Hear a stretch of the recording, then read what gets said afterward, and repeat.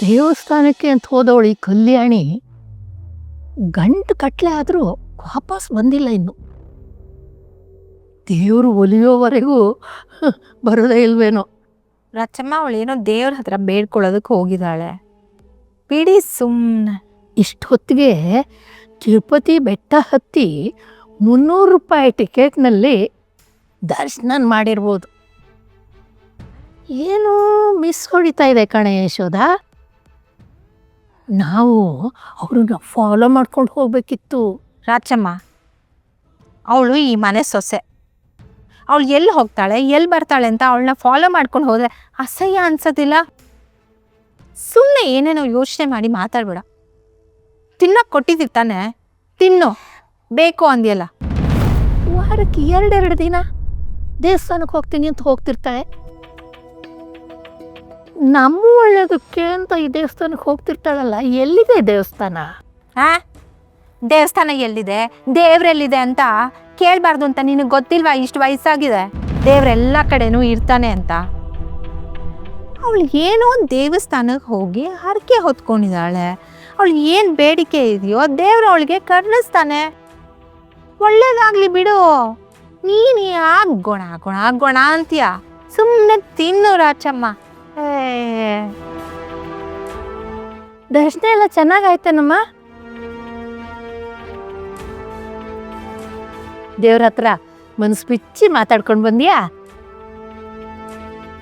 ಒಳ್ಳೆ ಬುದ್ಧಿ, ಆಯಸ್ಸು, ಐಶ್ವರ್ಯ ಎಲ್ಲ ಚೆನ್ನಾಗಿ ಕೊಡ್ಲಿ ಅಂತ ಬೇಡ್ಕೊಂಡ್ಯಾ? ಅದಕ್ಕೆ ನಿಮ್ಮಲ್ಲಿ ಸ್ವಲ್ಪ ಮಾತಾಡಬೇಕಾಗಿತ್ತು.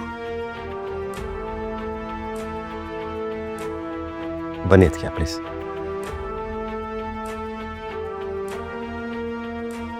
ಬನ್ನಿ ಅದಕ್ಕೆ.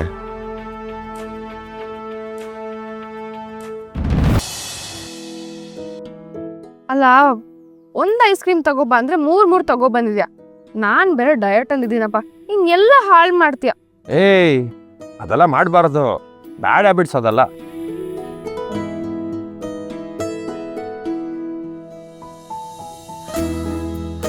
ಏನು ಹಂಗೆ ನೋಡ್ತಿದ್ಯಾ? ನಿನ್ಗೂ ಐಸ್ ಕ್ರೀಮ್ ಬೇಕಾ? ತಗೋ. ಬೇಡ ಬೇಡ ಮಿಟ್ರು, ನಿಮ್ಮ ಅಕ್ಕ ನಿನ್ನ ಕ್ಷಮಿಸೋವರೆಗೂ ನೀನು ನಾರ್ಮಲ್ ಆಗೇ ಇರಲಿಲ್ಲ ಅಲ್ವಾ? ಆದರೆ ಇವಾಗ ನೋಡು, ಒಂದು ಮಟ್ಟಿಗೆ ನಾರ್ಮಲ್ ಆಗಿದೆಯಾ, ನಮ್ಮ ಲುಕ್ಕು ಥರ ಕಾಣಿಸ್ತಾ ಇದೆಯಾ. ನನಗೆ ಇವಾಗ ಮನ್ಸು ಹಗುರ ಅನ್ನಿಸ್ತಾ ಇದೆ. ಅಕ್ಕ ನನ್ನ ಜೊತೆ ಮಾತಾಡೋದೇ ಇಲ್ವೇನೋ ಅಂತ ಅಂದ್ಕೊಬಿಟ್ಟಿದ್ದೆ. ಪ್ರಪಂಚನೇ ತಲೆ ಕೆಳಗಾಗಲಿ, ಆದರೆ ನನ್ನ ಮನೆಯವ್ರು ಮಾತ್ರ ನನ್ನ ಜೊತೆ ಮಾತಾಡಲೇಬೇಕು. ಯಾಕಂದರೆ ಅವರೇ ನನ್ನ ಪ್ರಪಂಚ, ನನ್ನ ಮನೆಯವರೇ ನನಗೆಲ್ಲ.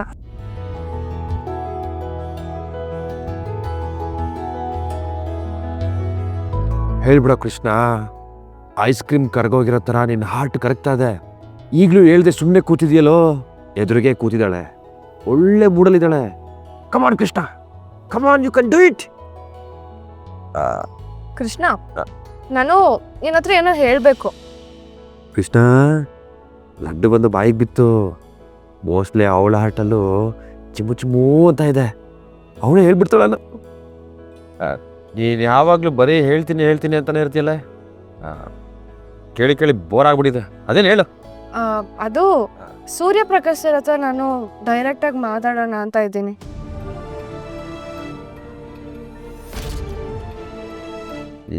ಯಾವ ವಿಷಯದ ಬಗ್ಗೆ ಏನು ಮಾತಾಡ್ತೀಯ ಬಂದು? ಅದು ಸರ್ ಹತ್ರ ಬಂದು ಕೆಲಸ ಕೇಳೋಣ ಅಂತ ಇದ್ದೀನಿ ಕೃಷ್ಣ.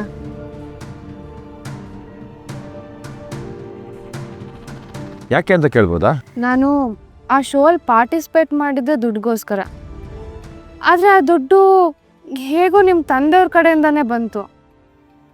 ಅವ್ರ ಹತ್ರನೇ ದುಡ್ಡು ಇಸ್ಕೊಳ್ಳೋದಾಗಿದ್ರೆ ನಾವು ರೆಸಾರ್ಟಿಗೆ ಹೋಗಿ 3 ದಿನ ಗಂಡ ಹೆಂಡತಿ ಥರ ನಾಟಕ ಮಾಡೋ ಅವಶ್ಯಕತೆನೇ ಇರಲಿಲ್ಲ ಅಲ್ವಾ? ನನ್ನ ಮನ್ಸು ಯಾಕೋ ಇದನ್ನು ಒಪ್ತಾ ಇಲ್ಲ ಕೃಷ್ಣ. ಏನೋ ಸರಿ ಬರ್ತಾ ಇಲ್ಲ. ನಾನು ಆ ದುಡ್ಡನ್ನ ಕಷ್ಟಪಟ್ಟು ಸಂಪಾದನೆ ಮಾಡಬೇಕು, ಅದಕ್ಕೋಸ್ಕರ ಕೆಲಸ ಮಾಡಬೇಕು, ಹೇಗಾದರೂ ಮಾಡಿ ಅವ್ರ ಸಾಲನ ತೀರಿಸ್ಬೇಕು ಅಂತ ಅಂದ್ಕೊಂಡಿದ್ದೀನಿ ಕೃಷ್ಣ. ಲೇ, ನಮ್ಮಪ್ಪ ದುಡ್ಡು ಕೊಟ್ಟಿದ್ದು ಅದು ಬೇರೆ ಕಾರಣಕ್ಕೆ ಕಣೆ. ಅವ್ರು ದುಡ್ಡು ಕೊಟ್ಟಿದ್ದು ನಮ್ಮ ಪರಿಸ್ಥಿತಿ ಅರ್ಥ ಮಾಡ್ಕೊಂಡು. ಇದಿನ್ನೂ ಮುಜುಗರ ಆಗುತ್ತೆ ಹೊರತು ನೆಮ್ಮದಿ ಕೊಡಲ್ಲ. ನಾನಂತೂ ನಿರ್ಧಾರ ಮಾಡಾಗಿದೆ. ಅದ್ಬಿಡು, ನೀನೇನೋ ಹೇಳೋಕೆ ಬಂದೆ, ಅದನ್ನು ಹೇಳು. ಅವಳು ಅಂಗಡಿ ಕೆಲ್ಸಕ್ಕೆ ಬಂದರೆ ಪ್ರತಿದಿನ ಅಲ್ಲೇ ಇರ್ತಾಳೆ, ಕಣ್ ಮುಂದೆ ಇರ್ತಾಳೆ. ಅಂದರೆ ನಮಗೆ ಇನ್ನೂ ಜಾಸ್ತಿ ಟೈಮ್ ಸಿಗುತ್ತೆ. ಹಾಗಾಗಿ ಆರಾಮಾಗಿ ಈ ಮ್ಯಾಟ್ರನ್ನ ಹೇಳ್ಬೋದು. ಅದಕ್ಕೆ ಅಂತ ಒಂದು ಕರೆಕ್ಟ್ ಟೈಮ್ ಬಂದಾಗ ಹೇಳ್ತೀನಿ.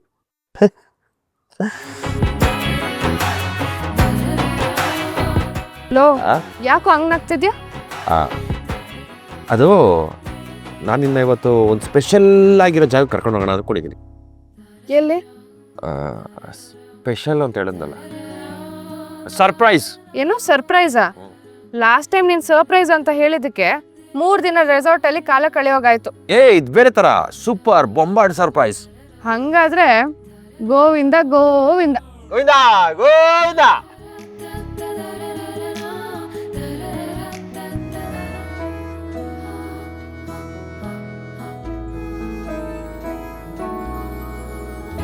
ವಿನಯ್, ಅಪ್ಪ ತಿಂಡಿ ಆಯ್ತಪ್ಪ? ಹಾಂ ಆಯ್ತಪ್ಪ. ತಗೋ, GT ಮಾಲ್ದಿರೋ ಟಿಕೆಟು. ಹೊಸ ಸಿನಿಮಾ ಬಂದಿದೆ ಗೋಲ್ಡ್ ಕ್ಲಾಸಲ್ಲಿ. ನೀನು ಹೆಂಡ್ತಿನ ಕರ್ಕೊಂಡು ಸಿನಿಮಾ ನೋಡಿಕೊಂಡು ಹಾಗೆಯೇ ಬೆಂಗಳೂರೆಲ್ಲ ಒಂದು ರೌಂಡ್ ಸುತ್ತಾಡಿಕೊಂಡು ನಿಧಾನವಾಗಿ ಬಾ.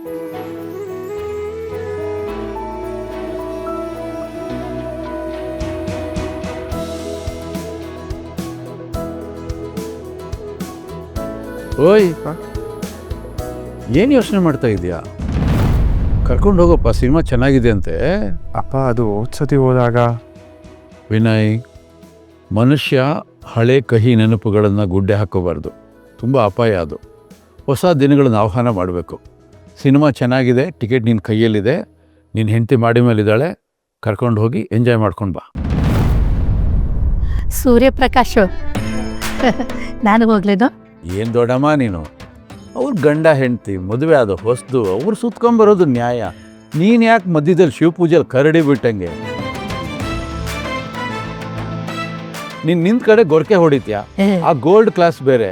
ನೀನೋಗಿ ಅಲ್ಲಿ ಗೊರಕೆ ಹೊಡೆದ್ರೆ ಅಕ್ಕಪಕ್ಕ ಇರೋರಿಗೆಲ್ಲ ಡಿಸ್ಟರ್ಬ್ ಆಗಲ್ವಾ? ನಾನೇನು ಗೊರಕೆ ಹೊಡಿಯಲ್ಲ. ಅಯ್ಯೋ, ಎಷ್ಟೋದ ಹೇಳ್ತಾಳೆ ಕತೆ ಏಯ್, ಇನ್ನೂ ಏನೋ ನಿಂತಿದ್ಯಾ? ಅಂಗಡಿ ಬಗ್ಗೆ ಯೋಚನೆ ಮಾಡ್ತಿದ್ಯೇನೋ? ನಾನು ನೋಡ್ಕೋತೀನಿ, ಹೋಗಪ್ಪ, ನಾನಿಲ್ವೇನೋ?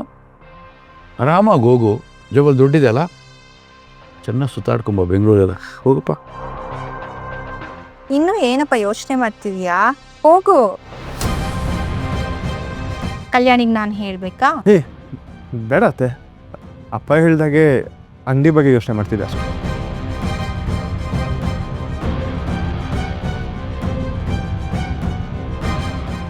ಅವಕಾಶ ಸಿಕ್ಕಿದ್ರೆ ಸಾಕು ಸುತ್ತಕ್ಕೆ ಹೋಗ್ತಾರೆ ಮಕ್ಕಳು. ಈ ಮಗ ಒಳ್ಳೆ ಅಪ್ಪನ ಸುತ್ಕೊಂಡೇ ಇದ್ದಾನೆ, ಗಣಪತಿ ಥರ. ಹೋಗೋದೇ ಇಲ್ಲ ಅಂತ.